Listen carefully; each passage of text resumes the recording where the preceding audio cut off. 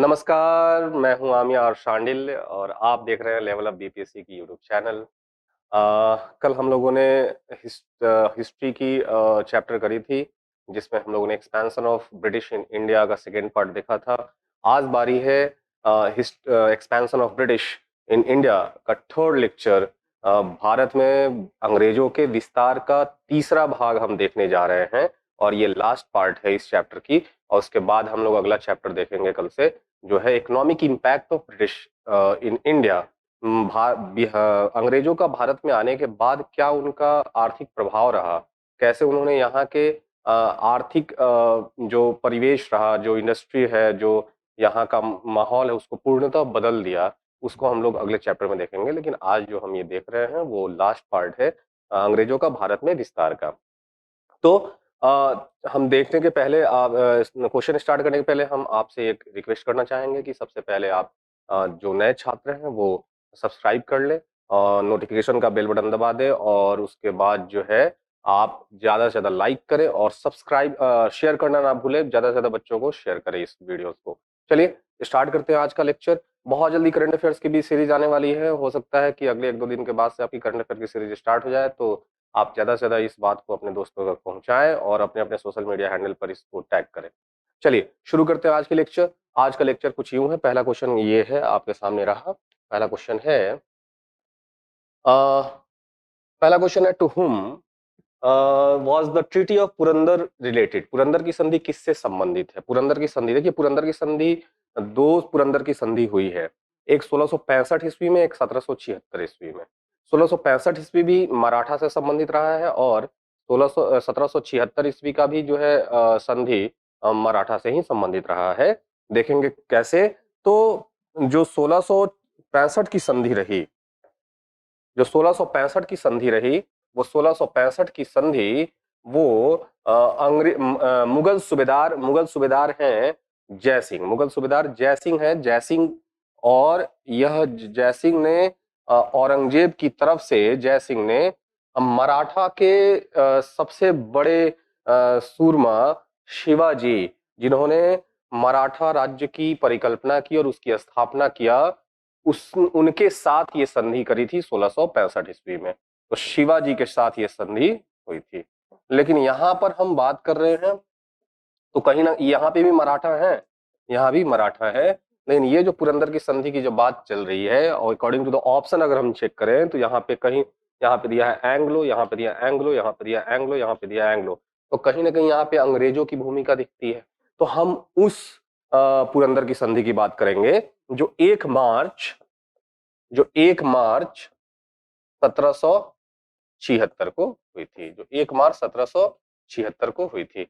तो ये जो पुरंदर की संधि है वो क्या थी? ये पुरंदर की संधि हम देखें जरा सा, और ये किसके किसके बीच हुई थी। तो अब चलिए ऑप्शन जरा चेक करते हैं। ऑप्शन क्या है? ऑप्शन कहता है एंग्लो मैसूर। तो एंग्लो मैसूर के अंदर आंग्ल और अंग्रेजों और मैसूर के बीच में जो संघर्ष चल रहा था, उसमें पुरंदर का कहीं कोई रोल नहीं रहा। जो प्रथम आंग्ल मैसूर युद्ध हुआ 1667 से 69 तक, उसके बाद मद्रास की संधि हुई। उसके बाद द्वितीय आंग्ल मैसूर युद्ध हुआ, उसमें जो है मंगलोर की संधि हुई 1784 में। फिर तृतीय आंग्ल मैसूर युद्ध हुआ, उसमें श्रीरंगपट्टनम की संधि हुई। और चौथा मैसूर युद्ध के बाद तो टीपू सुल्तान मारा जाता है और उसके बाद सहायक संधि जो है एक्सेप्ट कर लेता है मैसूर। तो यहाँ पर मैसूर का कहीं कोई रोल नहीं है इस संधि में। अब एंग्लो मराठा, ये वाला ऑप्शन हम सही है हमारा, क्योंकि हमने पहले ही बोला कि पुरंदर की संधि, और दोनों ही संधि में, पुरंदर की संधि, दो संधि हुई है पुरंदर की, और दोनों ही संधियों में मराठों का रोल रहा है। तो पहले वाले संधि में कौन थे? शिवाजी थे। और दूसरे वाले संधि के वक्त जो है उत्तर मराठा जो है, बाद के जो मराठा हैं, जिसमें हम देखेंगे कौन, इनका नाम अभी निकल के आएगा कि कौन थे ये। तो हुआ यूं, जैसे कि 1776 के पहले एक संधि के बारे में समझें। हुआ यूं कि नारायण राव 1772 ईस्वी में माधव राव की मृत्यु के बाद, जो पेशवा हैं माधव राव, उनकी मृत्यु के बाद से अचानक से आकस्मिक मृत्यु हो गई माधव राव की। और माधव राव की जब मृत्यु हो जाती है तो उनके भाई, छोटे भाई नारायण राव जो है पेशवा बनते हैं। नारायण राव पेशवा बनते हैं।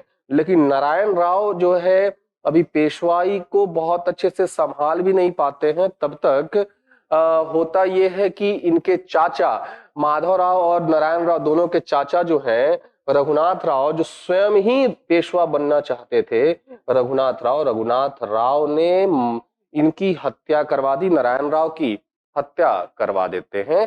तो इसके पश्चात रघुनाथ राव जो है वो पेशवा के गद्दी पर कुछ समय के लिए बैठते तो हैं, लेकिन नारायण राव की मृत्यु, रघुनाथ राव जो है कुछ समय के लिए पेशवा की गद्दी पर बैठते तो हैं, लेकिन उसी दौरान नारायण राव की मृत्यु के पश्चात नारायण राव की पत्नी ने एक पुत्र को जन्म दे दिया, जो नारायण राव का पुत्र था।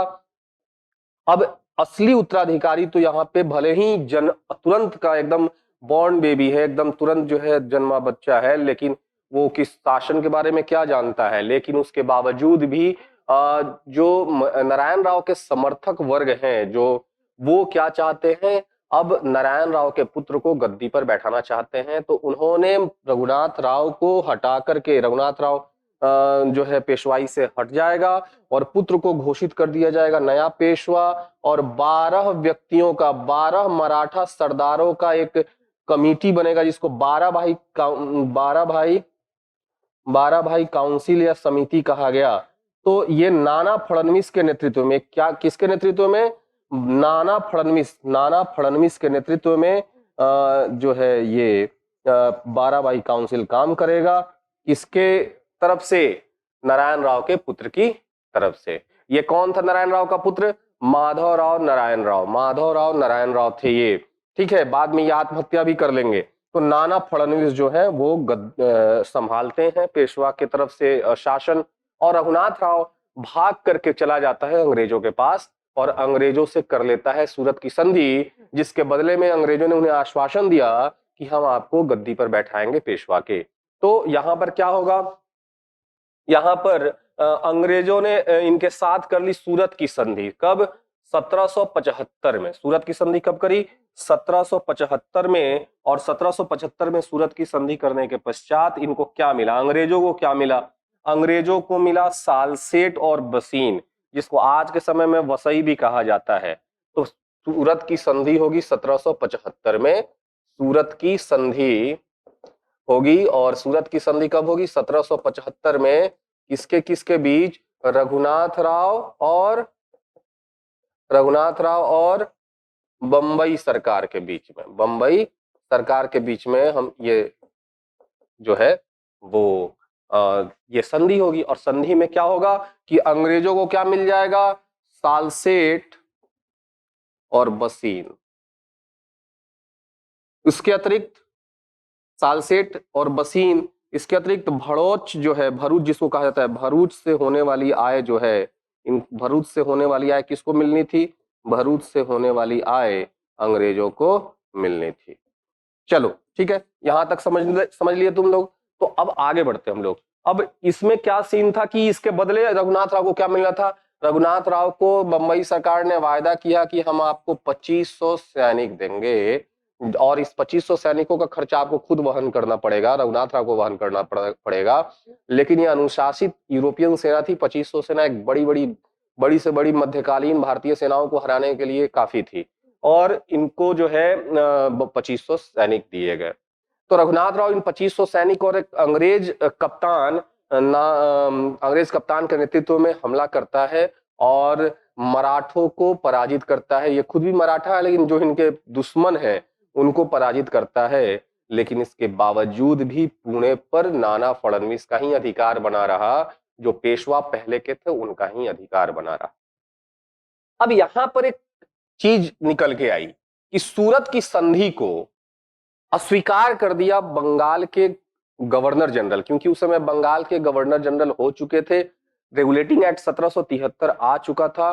तो बंगाल के गवर्नर जनरल जो है वैरेन हेस्टिंग्स ने इसको अस्वीकार कर दिया, और एक नया संधि करने के लिए जो है उपटन नाम के व्यक्ति को, अपटन नाम के व्यक्ति को भेजा, बोला कि जाकर संधि करो। और किसके साथ संधि करो, नाना फडणवीस के साथ संधि करो। तो 1 मार्च 1776 को 1 मार्च 1776 को पुरंदर की संधि होगी। पुरंदर की संधि होगी और पुरंदर की संधि किसके किसके बीच होगी?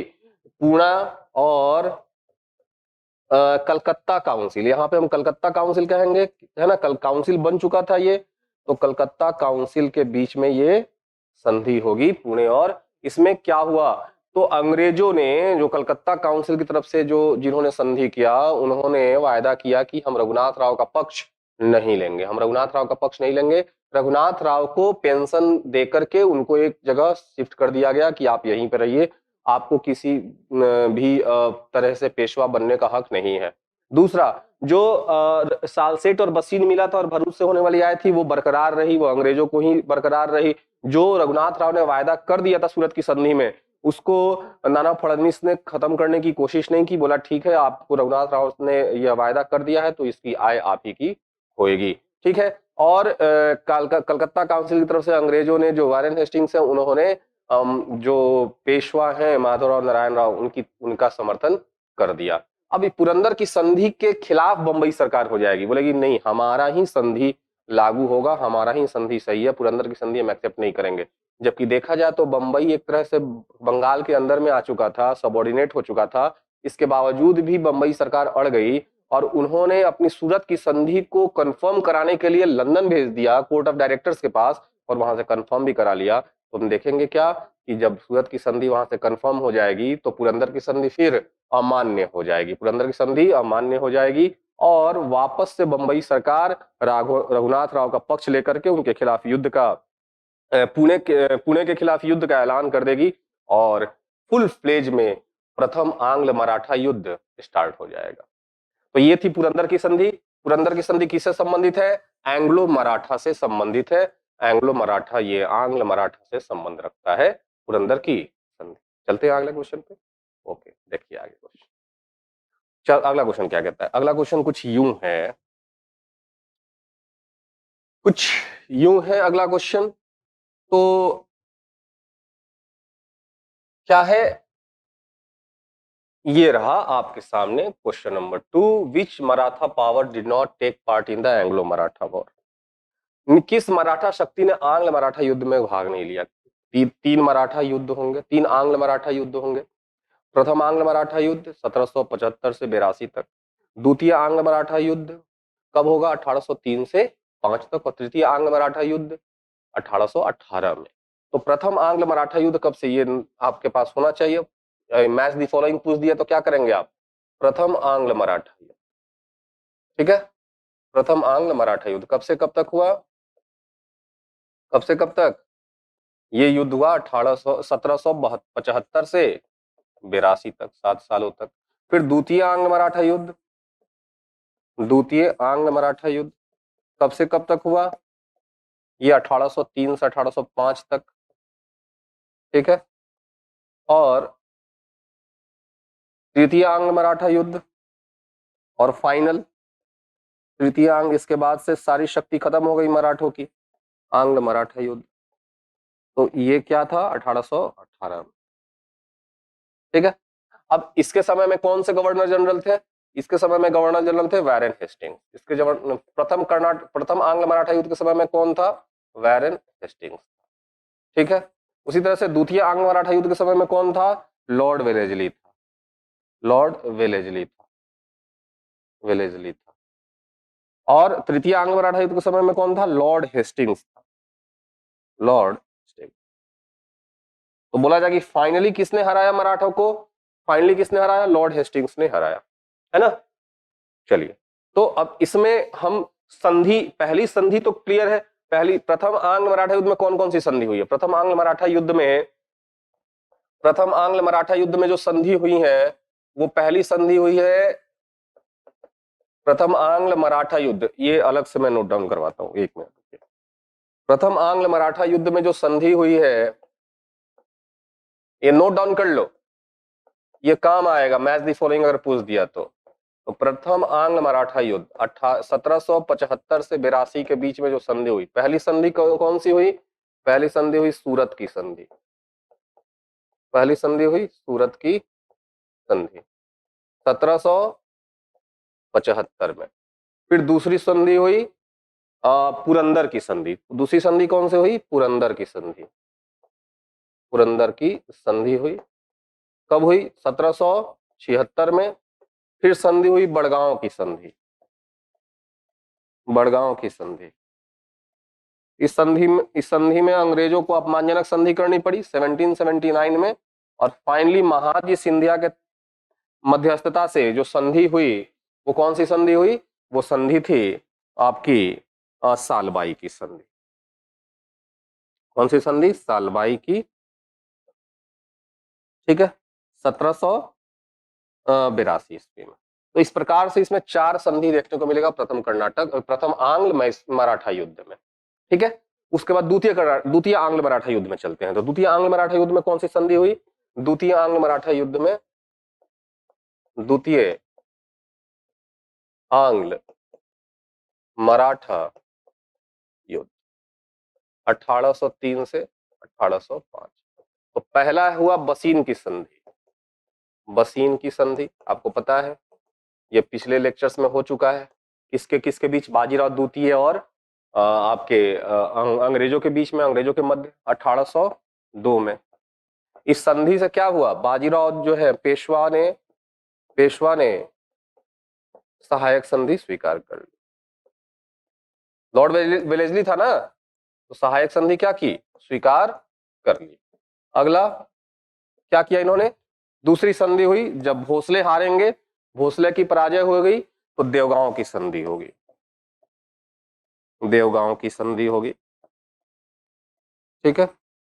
देवगांव की संधि 1803 में। किसने किया? भोसले ने सहायक संधि स्वीकार कर ली। भोसले ने सहायक संधि स्वीकार कर ली। सहायक संधि स्वीकार।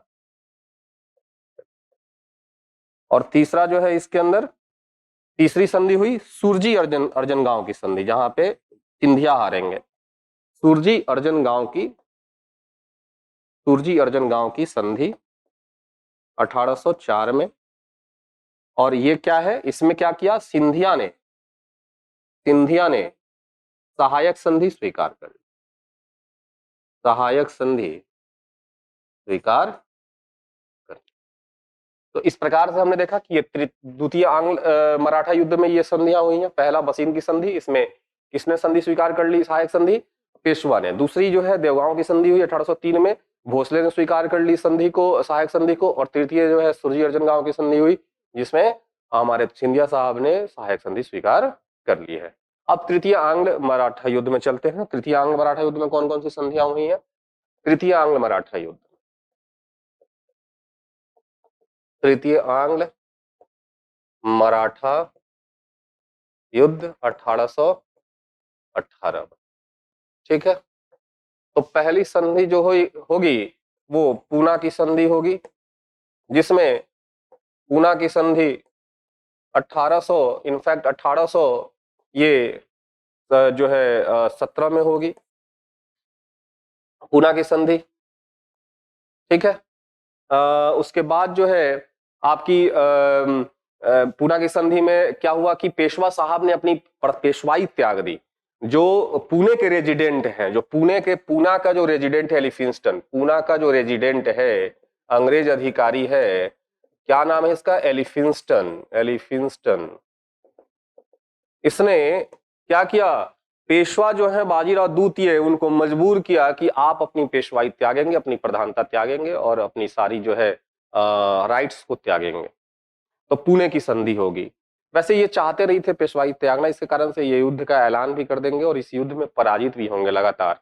दूसरी संधि होगी मंदसौर की संधि, दूसरी संधि होगी ग्वालियर की संधि। ग्वालियर की संधि ये भी 1817 में होगी नवंबर में, और ये कब होगी? जून में, ठीक है। और तीसरी ये किसके साथ होगी? ये पुणे की संधि किसके साथ होगी? पेशवा के साथ होगी। इसमें क्या होगा? पेशवा साहब अपनी पेशवाई त्याग देंगे, है ना। और दूसरी संधि होगी ग्वालियर की संधि, ये संधि होगी किसके साथ? सिंधिया के साथ।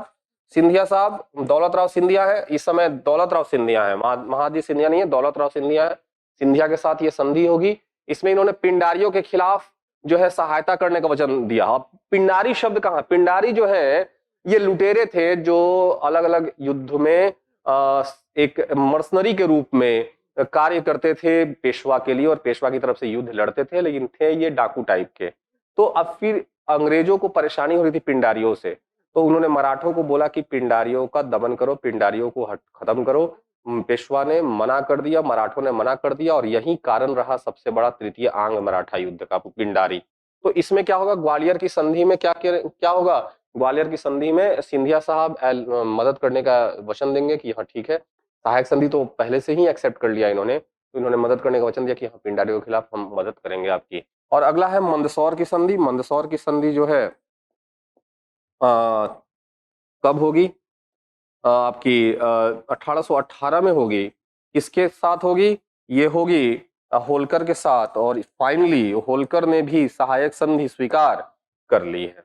तो इस तरह से जो है बाजार इनकी खत्म हो गई, मराठा पूरी तरह से खत्म हो गए। 1818 में पेशवा को जो है हटा करके इनको बिठूर नाम का जगह पे बैठा दिया जाएगा कि भाई सब जाइए, अब यहीं पे अपना पेंशन के रूप में पैसा लीजिए और जीवन काटिए।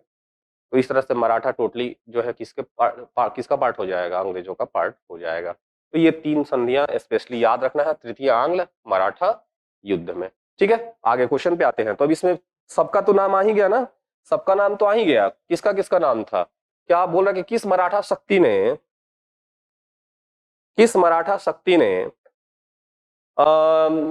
आंग्ल मराठा युद्ध में भाग नहीं लिया। तो कैसे, ये पेशवा ने भी भाग लिया है, सिंधिया ने भी भाग लिया है, होलकर ने भी भाग लिया है, भोसले ने भी भाग लिया है, एक सिर्फ गायकवाड़ का कहीं नाम नहीं आता। गायकवाड़ साहब होते तो उनका नाम हो सकता था, लेकिन ये क्या होगा, उपरोक्त में से कोई नहीं होगा। इन सब ने भाग लिया है ना, तो इन सब ने भाग नहीं लिया है तो हम ई ऑप्शन के साथ जाएंगे, उपरोक्त में से एक से अधिक या उपरोक्त में से कोई नहीं। ये वाला ट्रेंड बीपीएससी स्टार्ट किया था, लेकिन पिछली बार जो है वो क्या किया था, डी में उपरोक्त में से कोई नहीं, उपरोक्त में से एक से अधिक डाल दिया और ई में उपरोक्त में से कोई नहीं डाल दिया। तो यहाँ पे हम ई के साथ जाना चाहेंगे, उपरोक्त में से कोई नहीं। चारों ने ही भाग लिया था, तो चारों ने ही भाग लिया था तो हम कैसे कह सकते हैं कि किसी ने भाग नहीं लिया, है ना। चलिए अगले क्वेश्चन पे चलते हैं।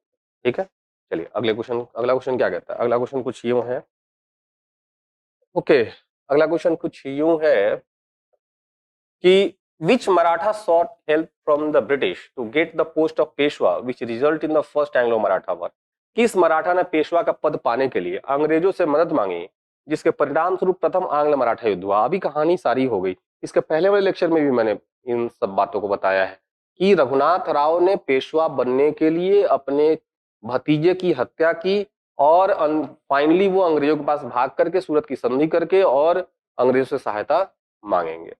तो अंग्रेजों से सहायता किसने मांगी, रघुनाथ राव साहब ने। बाकी नारायण राव साहब तो इनको मार डाला। नाना फडणवीस तो उस समय माधवराव नारायण राव की तरफ से रीजेंट थे, और माधवराव जो है वो 1761 से 1761 से 1772 तक जो है वो पेशवा थे, है ना। तो ये तो होगा नहीं, कौन सा होगा, रघुनाथ राव साहब होंगे। रघुनाथ राव जो है ये 1772 में आएंगे और डेथ हो जाएगी इनकी। और नाना फडणवीस जो है वो लंबे समय तक पेशवा की तरफ से एक तरह से, और ये यही कारण है कि नाना फडणवीस का इतना ज्यादा कंट्रोल हो जाएगा पेशवा पे कि पेशवा लास्ट में आत्महत्या कर लेंगे, है ना। तो फिर जाकर बाजीराव द्वितीय को पेशवा बनाया जाएगा। चलिए, तो थर्ड नंबर क्वेश्चन हो गया, रघुनाथ राव ने सहायता मांगी थी अंग्रेजों से। फोर्थ क्वेश्चन क्या कहता है, फोर्थ क्वेश्चन कहता है who was harmed by the treaty of बसीन। बसीन से किसकी क्षति हुई, बसीन से कहा जाता है कि बसीन की संधि ने मराठों की सारी स्वतंत्रता खत्म कर दी। ये बाजीराव ने अपनी रक्षा के लिए मराठों की स्वतंत्रता को दांव पे लगा दिया। जो शिवाजी ने इतने सालों में मेहनत करके एक स्वराज्य की स्थापना की थी, उसको एक बार में गंवा दिया बाजीराव द्वितीय ने बसीन की संधि करके, है ना। किसी बड़े इतिहासकार ने कहा है कि ये अंग्रेजों ने एक बेकार आदमी से संधि कर ली। अंग्रेजों का दायित्व देखते देखते 3 गुना बढ़ गया। साम्राज्य कहते हैं ना कि परोक्ष रूप से, प्रत्यक्ष कहिए परोक्ष कहिए, दोनों ही रूप से मराठों ने भारत का साम्राज्य अंग्रेजों के हाथ में सौंप दिया। जो मराठा एक वक्त में भारत के रूलर के तौर पे कंटेंड कर रहे थे, कंटेंडर थे, उम्मीदवार थे, उन मराठों की शक्ति अपने ही कारणों से, अपने ही जो है आपस में लड़ाई के कारण जो है छीड़ हो गई, खत्म हो गई, बर्बाद हो गए वो लोग। खुद की लड़ाई में जो है इतने लग गए कि वो देखना भूल गए कि अंग्रेज अपने आप को कितनी तेजी में पावरफुल करते जा रहे हैं, कितने तेजी में अपने आप को बढ़ाते जा रहे हैं। तो आगे देखें हम लोग, देखिए बसिन की संधि से किसकी हानि हुई? पुर्तगाली इसमें कहीं है बसिन की संधि में, सिख है कहीं, राजपूत है कहीं, मराठा है, मराठा के साथ जाना है, जाइए ना मराठा के साथ। मराठा में मराठों की क्षति हुई और भयंकर वाली क्षति हुई। इसने मराठों को पूरी तरह से बर्बाद कर दिया। सहायक संधि इसके बाद से सब पे लगभग पेशवा हो गए, भोसले साहब हो गए, सिंधिया साहब हो गए, सबने सहायक संधि स्वीकार कर ही दी इसके बाद से। ठीक है ना? अगले क्वेश्चन पे चलते हैं। अगला क्वेश्चन क्या कहता है? अगला क्वेश्चन कहता है which Maratha state was the last to accept the subsidiary alliance of the British? कौन सा मराठा राज्य अंग्रेजों की सहायक संधि को स्वीकार करने वाला अंतिम राज्य था? तो होलकर साहब, अभी मैंने स्टेटमेंट बोला भी है कि होलकर सबसे अंतिम थे जिन्होंने सहायक संधि स्वीकार किया। तो चलिए होलकर साहब के साथ हम चलते हैं। होलकर ने सबसे लास्ट में सहायक संधि स्वीकार किया है। चलिए आगे क्वेश्चन बढ़े, तो इसमें कुछ था नहीं। अगले क्वेश्चन की तरफ चलते हैं। अगला क्वेश्चन क्या कहता है? अगला क्वेश्चन कहता है कि वो विच British ruler finally defeated Marathas? अंततः किस ब्रिटिश शासक ने मराठों को हराया? तृतीय आंग्ल मराठा युद्ध, और तृतीय आंग्ल मराठा युद्ध के समय में कौन था गवर्नर जनरल? लॉर्ड हेस्टिंग्स आ चुका था इंडिया में। तो लॉर्ड वेलेस्ली साहब किस समय थे? लॉर्ड वेलेस्ली साहब तो द्वितीय कर्नाटक युद्ध में, सेकेंड एंग्लो मराठा वॉर में थे। नहीं, और लॉर्ड हेस्टिंग्स साहब सेकेंड एंग्लो मराठा वॉर। ठीक, लॉर्ड हेस्टिंग्स जो है वो साहब थे थर्ड एंग्लो मराठा वॉर में, और थर्ड एंग्लो मराठा वॉर ही फाइनल जो है मराठा वॉर था, जिसमें जो है मराठा पूरी तरह से अपनी पावर को लूज कर देते हैं और फाइनली मराठा को किस में मिला लिया जाता है? अंग्रेजी राज्य में मिला लिया जाता है।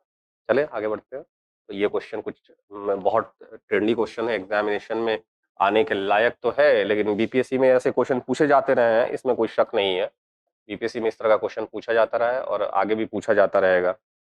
About whom did an Englishman said the last wise administrator of the Marathas? किसके बारे में अंग्रेज ने कहा कि मराठों का अंतिम बुद्धिमान प्रशासक था? यह अंतिम बुद्धिमान प्रशासक थे, इसके बाद से सब बेवकूफ निकल गए, है ना? तो देखो जी, इनके किनके बारे में कहा जाता है? तो नाना फडणवीस। इसका आंसर क्या होगा? नाना फडणवीस साहब जो है वो साहब, उनके बारे में कहा जाता है कि वो अंतिम बुद्धिमान प्रशासक थे मराठों का। इसके बाद से तो सब जो है निहायत ही निकम्मे लोग निकल के आते हैं। ठीक है, तो नाना फडणवीस जो है वो अंतिम बुद्धिमान प्रशासक थे। अगले क्वेश्चन पे चलते हैं। अगला क्वेश्चन क्या कहता है? अगला क्वेश्चन कुछ यूं है, question number 8, when did British sign the treaty of Surat with the Maratha? तो ट्रीटी ऑफ सूरत तो सिंपल सी बात है, ट्रीटी ऑफ सूरत कब हुई?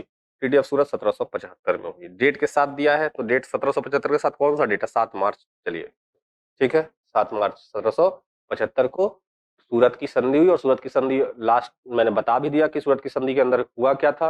रघुनाथ राव साहब ने अंग्रेजों से सहायता ली थी, 2500 सैनिकों की सहायता ली थी, और उसके बदले उन्होंने कई सारे क्षेत्र से होने वाले आए और कई सारी क्षेत्र किसको सुपुर्द कर दिए थे? अंग्रेजों को सुपुर्द कर दिए थे। ठीक है, तो मार्च 7 1775 मार्च 7 को, और ये जो हुआ था वो पुरंदर की संधि हुई थी। ये क्या हुई थी? पुरंदर की संधि हुई थी।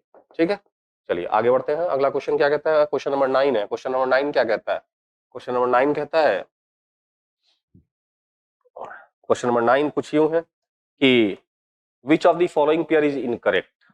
कौन सा पेयर इनकरेक्ट है? गलत खोजना है इसमें।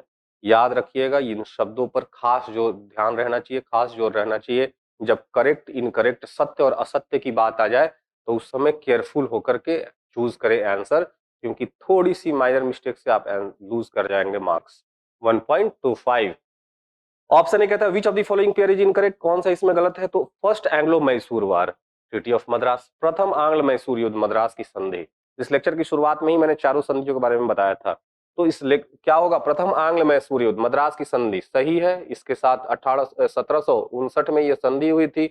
1759 में यह संधि हुई थी। इसमें अंग्रेजों की पराजय हुई थी और अंग्रेज पराजित होकर के हैदर अली से एक अपमानजनक संधि कर लेते हैं, है ना? और ये जो है हैदर अली और अंग्रेज के बीच में ये संधि हुई थी। द्वितीय आंग्ल मैसूर युद्ध, इसमें टीपू सुल्तान और अंग्रेजों की शुरुआत में हैदर अली थे और हैदर अली की मृत्यु के बाद 1782 में हैदर अली की मृत्यु हो जाती है और हैदर अली की मृत्यु के बाद जो है टीपू सुल्तान युद्ध का कमान संभालते हैं और कमान जो है संभालने के बाद एक तरह से यह युद्ध और निर्णायक साबित होता है और अंग्रेजों और टीपू सुल्तान के मध्य मंगलोर की संधि हो जाती है 1784 में। ठीक है, अगला जो है तृतीय आंग्ल मैसूर युद्ध, श्रीरंगपट्टनम की संधि। इसमें अंग्रेजों की तरफ से कमान संभाला उस समय के तत्कालीन बंगाल के गवर्नर जनरल कौन थे? कॉर्नवालिस। कॉर्नवालिस साहब अमेरिकी युद्ध में भी कमाल कर चुके थे, भले ही अमेरिका इंडिपेंडेंट हो गया लेकिन उस समय वो अंग्रेजों का कमान संभाल रहे थे और वहां से वो इंडिया में आए थे, तो बहुत अच्छे सैन्य कमांडर है, बहुत अच्छे जो है कमांडर रह चुके हैं। तो इन्होंने श्रीरंगपट्टनम की संधि की, टीपू सुल्तान को हरा करके, पराजित करके। इस संधि के तहत टीपू सुल्तान अपने आधे से अधिक राज्य खो दिया और हर्जाने के रूप में इनको 3 करोड़ रुपए भी चुकाने पड़े और जब तक ये रुपए नहीं चुकाते तब तक उनके बेटे को बंदी बना लिया कॉर्नवालिस ने। तो श्रीरंगपट्टनम की संधि 1792 में हुई थी, 1792 में। अब आया चतुर्थ आंग्ल मैसूर युद्ध। चतुर्थ आंग्ल मैसूर युद्ध, पौंडीचेरी की संधि। ये तो पौंडीचेरी की संधि अंग्रेज और फ्रांसीसियों के बीच में हुई थी, पौंडीचेरी की संधि। सॉरी, और इसमें कहीं कोई रोल नहीं है मैसूर युद्ध का। तो चतुर्थ आंग्ल मैसूर युद्ध के बाद तो सहायक संधि हो गई, सहायक संधि हो गई थी 1799 में। इसमें टीपू सुल्तान की मृत्यु हो जाती है। तो चलिए डी ऑप्शन आपका इनकरेक्ट हो गया, डी ऑप्शन आंसर चलते हैं। इन बोला इनकरेक्ट खोजना था, इनकरेक्ट कौन सा है? Fourth Anglo Mysore war, treaty of Pondicherry, ये गलत है। ये ऑप्शन के साथ हम जाना पसंद करेंगे, गलत ही सही है यहाँ पे, है ना, क्योंकि गलत खोजा जा रहा है तो गलत ही सही हो गई। चलिए अगले क्वेश्चन पे चलते हैं हम लोग। अगला क्वेश्चन क्या कहता है? अगला क्वेश्चन कहता है, क्वेश्चन नंबर 10 है कि, क्वेश्चन नंबर 10 आपके सामने है, Who among the following was not the member of 3-member administrative council formed to run Punjab state? निम्नलिखित में से कौन पंजाब राज्य को चलाने के लिए गठित 3 सदस्यीय प्रशासनिक परिषद का सदस्य नहीं था? अब बता दूं, ये जो है 3 सदस्यीय प्रशासनिक परिषद की गठन जो है वो द्वितीय आंग्ल सिख युद्ध के बाद हुआ। द्वितीय आंग्ल सिख युद्ध, द्वितीय और ये फाइनल वॉर था अंग्रेजों और सिखों के बीच में। तो द्वितीय आंग्ल सिख युद्ध, सेकेंड एंग्लो सिख वॉर जो है वो हुई थी और ये जो है कब हुई थी? 1849 में हुई थी। और 1849 के समय में जो है इस समय गवर्नर जनरल भारत का डलहौजी था, भारत का डलहौजी था गवर्नर जनरल, और इसी ने जो है अपनी विस्तारवादी नीति को आगे बढ़ाते हुए पंजाब राज्य को अंग्रेजी साम्राज्य में मिला लिया।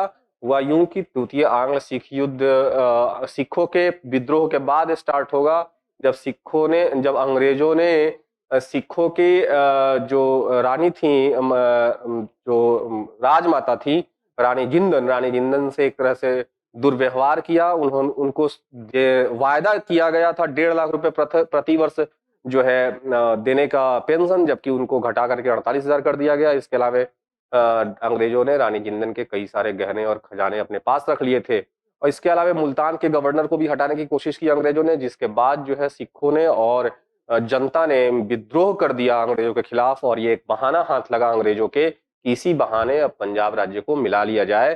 तो डलहौजी ने सिखों के खिलाफ युद्ध का ऐलान कर दिया और 3 युद्ध लड़े गए। एक तो रामनगर का युद्ध, और रामनगर का युद्ध जो है लास्ट में दिसंबर 1848 के करीब में लड़ा गया। और ये युद्ध जो है जनरल गाफ के नेतृत्व में लड़ी गई थी, जनरल गाफ के नेतृत्व में लड़ी गई थी और गाफ साहब ये निर्णायक युद्ध होता है इनके नेतृत्व में। फिर दूसरा युद्ध जो होगा वो चीलियां वाला युद्ध होगा और चीलियां वाला युद्ध जो है इस युद्ध में अंग्रेजों को बुरी तरह क्षति पहुंचती है, चीलियां वाला युद्ध। और ये युद्ध जो है जनवरी 1849 को लड़ी गई, 1849 को लड़ी गई। यह युद्ध भी जनरल गाफ के नेतृत्व में लड़ा गया। तो अंग्रेजों को यह महसूस हुआ कि नेतृत्व हमारा सही नहीं है, तो क्यों ना हमने नेतृत्व चेंज कर देना है। तो नेतृत्व बदल दी गई, कमांडर को बदल दिया गया और अगला युद्ध जो हुआ वो गुजरात का युद्ध हुआ। और गुजरात का युद्ध जो है इसको नेतृत्व किया अंग्रेजों की तरफ से चार्ल्स नेपियर ने। किसने किया? Charles Napier. में इस बंदे का नाम याद रखिएगा, चार्ल्स नेपियर। बीपीएससी के लिए बहुत अच्छी क्वेश्चन है ये।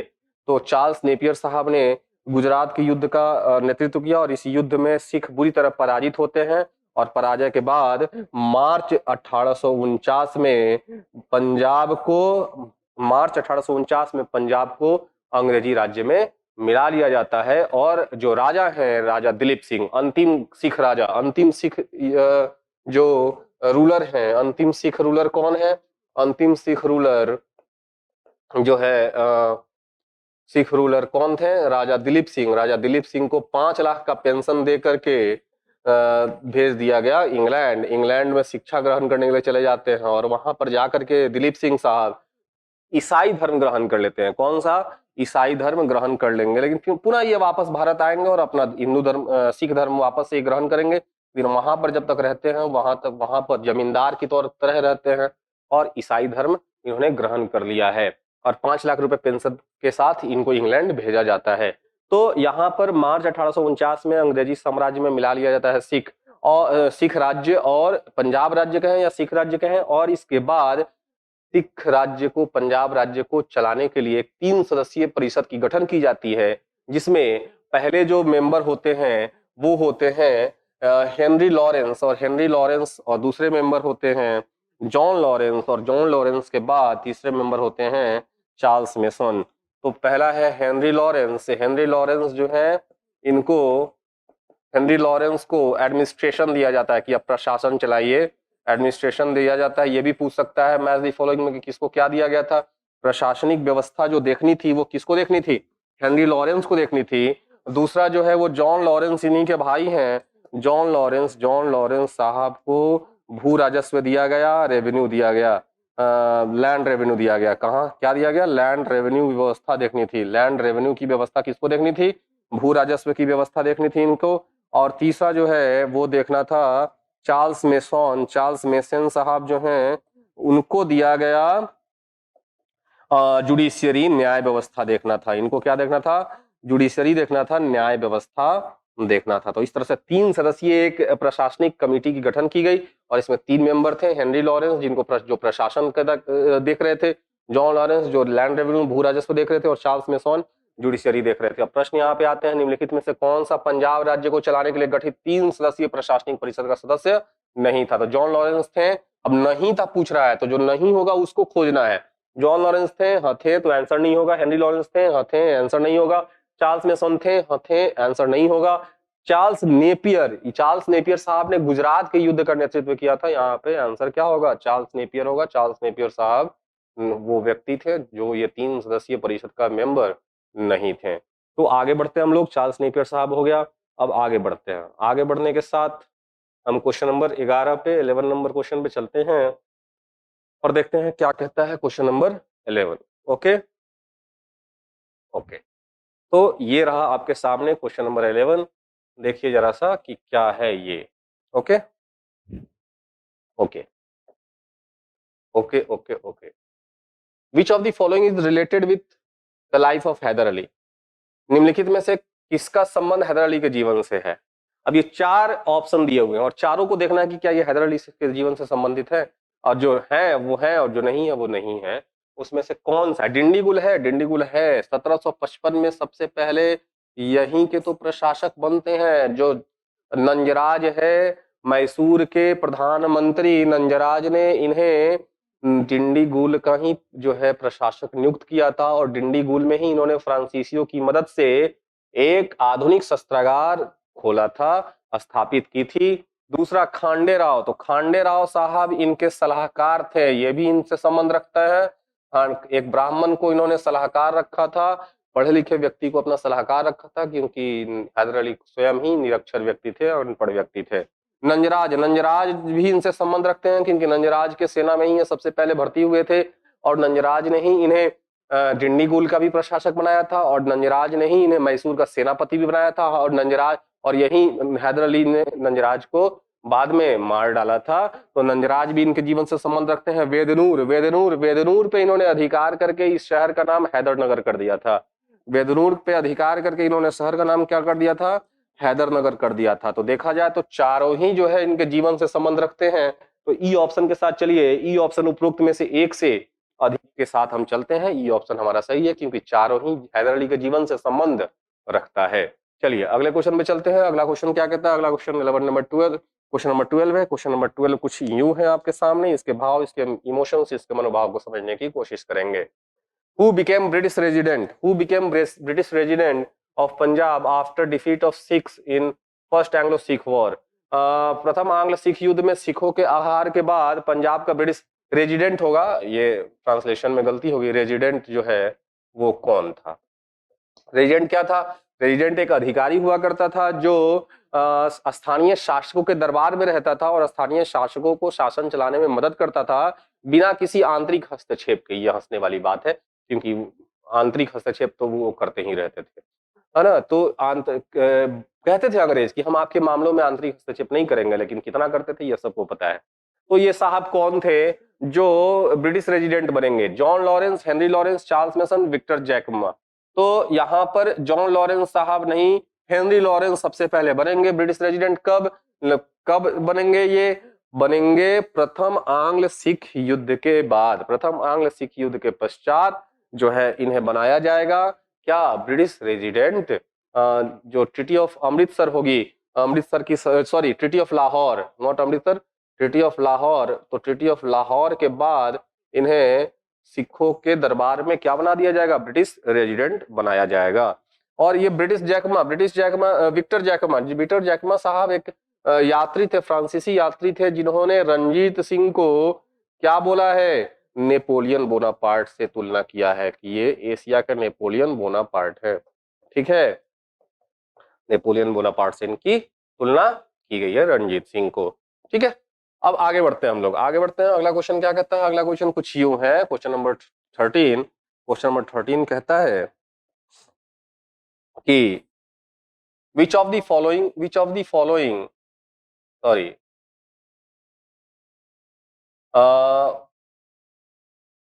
which of the following treaty is not related with the Anglo-Sikh relation? Which of the following is not related with the Anglo-Sikh relation? निम्नलिखित में से कौन सी संधि आंग्ल सिख संबंध से संबंधित नहीं है? Okay, treaty of Amritsar. Treaty of Amritsar जो है वो रणजीत सिंह और अंग्रेजों के मध्य हुआ था, जिसमें अंग्रेजों ने, रंजीत सिंह ने एक तरह से शांति खरीद ली थी, शांति जो है स्थापित की थी अंग्रेजों के साथ। और ये ट्रीटी ऑफ अमृतसर हुआ था 25 अप्रैल 1809, 25 अप्रैल 1809 अमृतसर की संधि। तो ये सही है। अब नहीं पूछ रहा है तो इसमें चेक करना कि कौन सा नहीं है। तो ये सही है, इसमें ट्रीटी ऑफ अमृतसर इसी डेट को हुई थी और सही है ये ऑप्शन। तो ये आंसर नहीं होगा क्योंकि सही है और हमें गलत खोजना है। लाहौर की संधि 8 मार्च 1846, प्रथम आंग्ल सिख युद्ध के पश्चात सिखों को एक अपमानजनक संधि, एक ह्यूमिलिएटिंग ट्रीटी करना पड़ा था अंग्रेजों के साथ। यह ट्रीटी क्या कहलाती है? Treaty of Lahore. इसमें कई सारी बातें थी जो पहले के लेक्चर में हो चुकी हैं, उनको बार बार दोहराने की आवश्यकता नहीं है। फिर से वापस जाइए और उस लेक्चर को एक बार देख लीजिए। लाहौर की संधि तो ये भी नहीं होगा क्योंकि सही है, लाहौर की संधि 8 मार्च 1846 को हुई थी। तीसरा है भैरवाल की संधि। भैरवाल की संधि है 22 दिसंबर 1846, ये भी सही है। जब अंग्रेजों ने कश्मीर गुलाब सिंह को बेच दिया तो ये सिखों को नाराज कर दिया। सिख इससे आक्रोशित हो गए और उन्होंने एक बार पुनः विद्रोह कर दिया अंग्रेजों के खिलाफ। लेकिन इस युद्ध में भी अंग्रेजों ने पराजित कर दिया सिखों को और अंततः दिलीप सिंह के साथ एक और नई संधि हुई जो एक और अपमानजनक संधि थी और ये थी भैरवाल की संधि। और इस भैरवाल की संधि कब हुई? 22 दिसंबर 1846 को। और त्रिपक्षीय संधि की चर्चा भी हमने करी है कि त्रिपक्षीय संधि 1838 में तब हुई थी जब अंग्रेजों को अफगान के राजा दोस्त मोहम्मद को हटा करके एक अमीर जो भारत में उस समय अंग्रेजों के पेंशन पे रहते थे, शाह शुजा, उनको गद्दी पर बैठाना था ताकि अफगान में ये अपनी एक कठपुतली शासन को स्थापित कर सके। तो रंजीत सिंह, शाह शुजा और अंग्रेजों के मध्य में ये संधि हुई थी जिसको त्रिपक्षीय संधि कहा जाता है 1848। तो ये चारों ही संधि हुई है, तो नहीं वाला ऑप्शन इसमें कोई नहीं है। इसीलिए हम किसके साथ जाएंगे? उपरोक्त में से कोई नहीं, उपरोक्त में से कोई नहीं हमारा आंसर होगा। ई ऑप्शन के साथ हम जाना चाहेंगे क्योंकि चारों ही सही हैं। आप चारों ही नोट डाउन कर लेंगे कि कब संधि कौन सी हुई है, ये आपके नोटबुक में होना चाहिए। आप अपनी नोटबुक और पेन लेके बैठते हैं ना, तो बैठा कीजिए। अगर नहीं लेके बैठते हैं और बैठते हैं तो उसके लिए बहुत बहुत कॉन्ग्रेचुलेशन, बहुत बहुत बधाई, क्योंकि नए नए फैक्ट्स आपके कॉपी में नोट डाउन होंगे और वो आपके एग्जामिनेशन में आने की संभावनाएं बढ़ाती हैं। चलिए अगले क्वेश्चन की तरफ चलते हैं। अगला क्वेश्चन क्या कहता है? अगला क्वेश्चन कहता है, क्वेश्चन नंबर 14 है। क्वेश्चन नंबर 14 है, in which British leadership battle of Gujarat was fought. अभी बात हुई है कि गुजरात के युद्ध किसके नेतृत्व में लड़ा गया था? तो चार्ल्स नेपियर के नेतृत्व में लड़ा गया था। चार्ल्स नेपियर के नेतृत्व में लड़ा गया था। ऑप्शन ए सही है हमारा, चार्ल्स नेपियर हमारा सही है। चार्ल्स नेपियर ने पहले जनरल गॉफ थे और जनरल गॉफ के नेतृत्व में 2 युद्ध हार गई थी अंग्रेज, जिसके कारण से नेतृत्व बदल दिया गया और चार्ल्स नेपियर को लेकर के आते हैं और युद्ध जीतते हैं अंग्रेज। तो चार्ल्स नेपियर हमारा सही है, चार्ल्स नेपियर के साथ हम जाना चाहेंगे। तो चलिए, और इस चैप्टर का सबसे लास्ट क्वेश्चन हम देखने जा रहे हैं। सबसे लास्ट क्वेश्चन है, who was the last ruler of the Punjab state before the annexation of British. British अंग्रेजों के सिख कब्जे से पहले पंजाब राज्य का अंतिम शासक कौन था? तो आपको याद होना चाहिए, अभी अभी मैंने उस चीज को दोहराया भी था कि किसके साथ भैरवाल की संधि हुई थी, दिलीप सिंह के साथ। और इसके पहले भी हमने गुजरात का युद्ध जब पढ़ा तो गुजरात के युद्ध में मैंने बताया था कि पंजाब राज्य को मिलाने के बाद वहां के शासक दिलीप सिंह को इंग्लैंड भेज दिया गया 5 लाख पेंशन दे करके। तो अंतिम शासक कौन होंगे? दिलीप सिंह होंगे। चलिए, कहाँ पे आंसर? अजीत सिंह, दिलीप सिंह यहाँ पे। ठीक है, ये भी शासक बनेंगे, खड़क सिंह, शेर सिंह भी शासक बनेंगे और अजीत सिंह भी शासक बनेंगे, लेकिन दिलीप सिंह जो है सबसे अंतिम शासक होंगे अंग्रेजों के, जिसके बाद पंजाब राज्य अंग्रेज राज्य का हिस्सा हो जाएगा। तो इसके साथ हमने आज ब्रिटिश साम्राज्य का विस्तार, भारत में ब्रिटिश साम्राज्य के विस्तार का अंत कर दिया। आशा है कि आपको ये लेक्चर पसंद आई होगी और सारी लेक्चर्स जो आ रही हैं वो आपको अच्छी लग रही होंगी। तो अगर आपको अच्छी लग रही हैं और आपको ऐसा लग रहा है कि नहीं क्वालिटी कंटेंट हमें मिल रही हैं, तो आप इन वीडियोस को ज़्यादा से ज़्यादा शेयर करिए। जो नए छात्र हैं, जो नए स्टूडेंट हमारे यूट्यूब चैनल को ज्वाइन कर रहे हैं, वो ज़रूर सब्सक्राइब करेंगे और बेल आइकन को दबा देंगे, ताकि आप जो है आपको नोटिफिकेशन मिलता रहे। और इसके अलावे आप जो है ज़्यादा से ज़्यादा लाइक करें, क्योंकि लाइक हमें उत्साहित करता है चीज़ों को लेकर के, आगे बढ़ाने को लेकर के, हमें नए-नए कंटेंट लेकर आने के लिए उत्साहित करता है, आपके लिए बहुत बहुत बेहतर करने की कोशिश करने की लिए उत्साहित करता है। तो बीपीएससी के लिए हम पूरी तरह डेडिकेटेड हैं, आपके रिजल्ट को लाने के लिए पूरी तरह डेडिकेटेड हैं। बहुत जल्दी करंट अफेयर्स की सीरीज आने वाली है, जो 69वीं बीपीएससी के लिए स्पेशली होगा। और फिर हम लोग डेली करंट अफेयर्स का भी सीरीज लेकर के आएंगे, जो रोजाना की करंट अफेयर्स को हम कवर करेंगे। तो हमारे साथ बने रहिए, हमें और उत्साहित करिए अपने लेक्चर्स को लगातार देख करके और लाइक करके, सब्सक्राइब करके और शेयर करके। चलिए, ओके, मिलते हैं हम लोग अगले लेक्चर में। अगला लेक्चर में हम लोग देखेंगे नए चीज़ों को, नए चैप्टर को, और तब तक के लिए विदा लेता हूँ। Thank you so much. Enjoy your video.